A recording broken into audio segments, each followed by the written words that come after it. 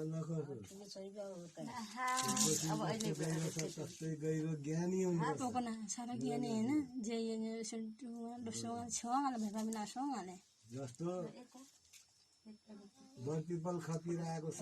खपिरहेको जस्तै सबै बर्पिपल जस्तै खपिरहने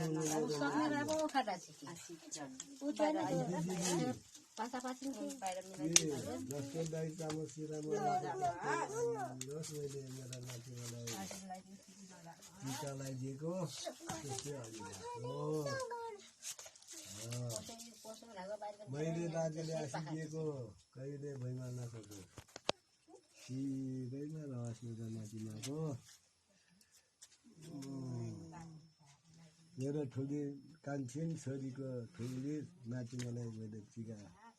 आसिदिएको भैमा नखसोस् है ल हास बाजना